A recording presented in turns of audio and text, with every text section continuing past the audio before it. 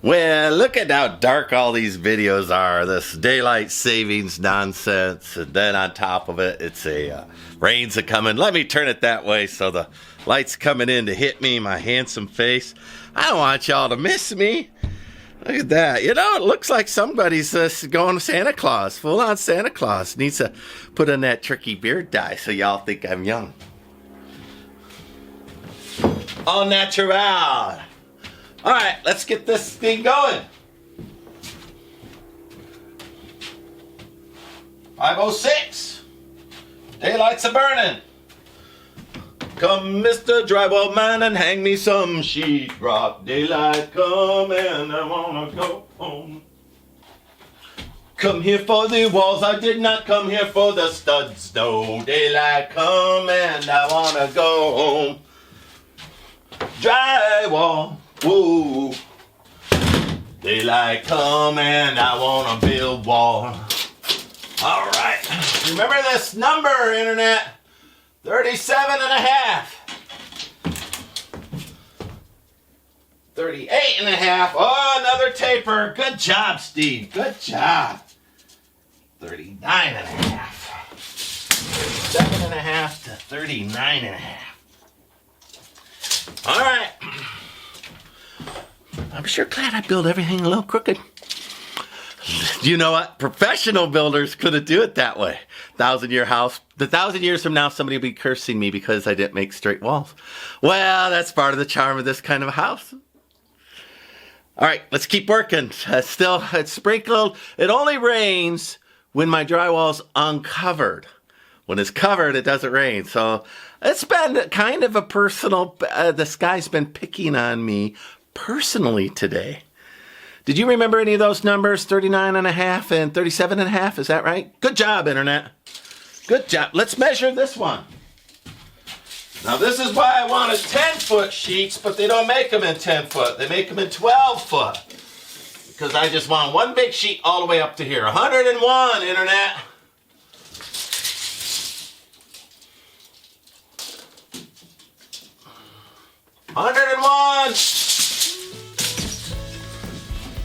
$101, Internet.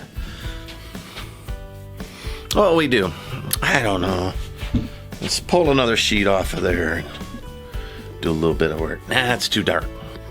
I'm just going to do it. Hang it on the wall, then take a picture. I'm going to turn on the light here in a little bit, the work light. We'll see.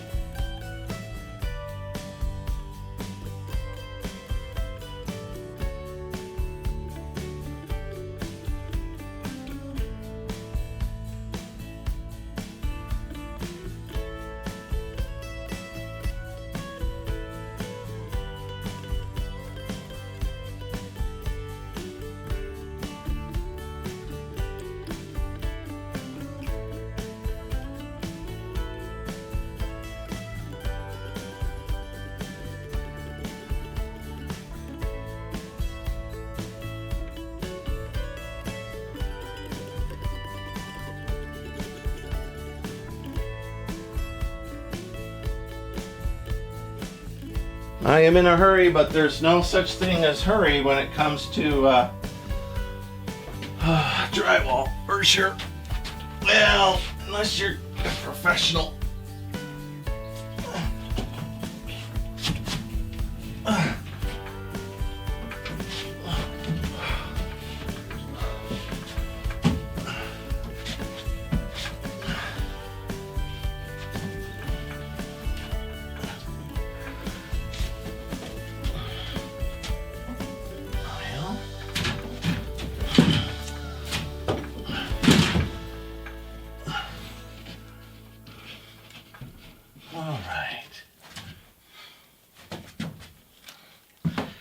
And as I suspected, even though these were in the backyard, stuff was piled on them, they are less damaged. Not to say they're perfect.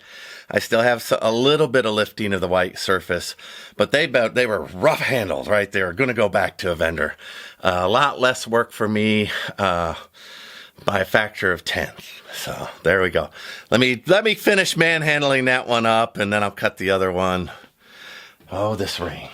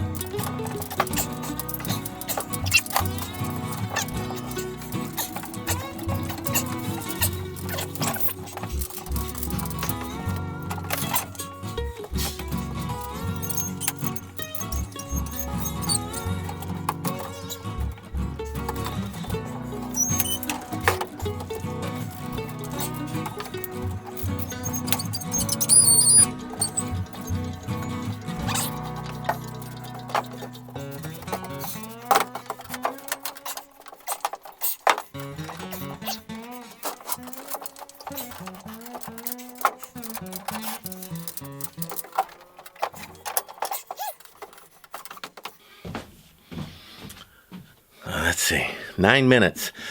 So I won't leave that run 9 minutes because you'll get bored. And I have to cut out some of the rage and cursing. Keep this a family-friendly affair. But you could see that drywall, man, a one-man job doing roof work, even with a lift. I'm physically fit, y'all. I mean, I got a few extra pounds I could afford to lose and get rid of the dad bod. But underneath the dad bod, solid. And that's every bit of a challenge. 2 people's much easier. In addition, even though I had cut it, a quarter inch, well, a half inch short, wide to wide, it's still barely fitting. And when on that end, I see I'm knocking into it in one corner. So it wasn't a true 87 across. There was a little bevel. And that is because, and you can't see it. Well, let me show you here. Why is it wrong? Let me show you. When you're building your shipping container home, these little beams in the corner will be your bane of your existence because they mess up your measurements and, they cascade onto the insulation. They're a necessary structural component that is the attractive part of building, but the negative part, if you're custom building like I am, I measured that. Well, yeah, I measured it in the deep spot, but end to end, you see there's another inch. So I'm going to have to shave a little bit before I even try pushing it up. Otherwise, I'm just going to break yet another corner, and that'll make me upset. I don't want to break a corner. So let me get that done, and then we'll get this thing done. I'll cut the next piece. So some of this is my fault because, I didn't mark and use lasers to run these boards. I followed the seams. For my kind of style, it's fine. But the other thing is, this furring strip here could be warped at the top, so it's pushing a little bit, and I measured in the middle. And so now I'm missing a little bit there. Ultimately, I'm not going to be able to even hammer that home. I pushed it up as far as I can go, so the only solution for me is to cut a little bit off. This is pretty difficult to do, but more difficult would be to take it down and try to do it from the ground. Well, I'm not going to do that, I'll tell you that. So let's see if I can get it cut right here. We'll find out. Make a little room.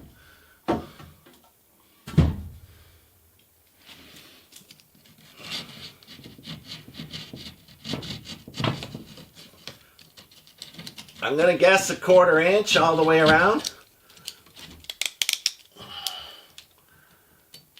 And what I don't want to do is break the corner. I'd much rather cut it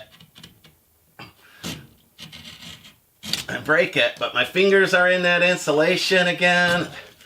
Oh man, that's tough stuff. That is tough stuff.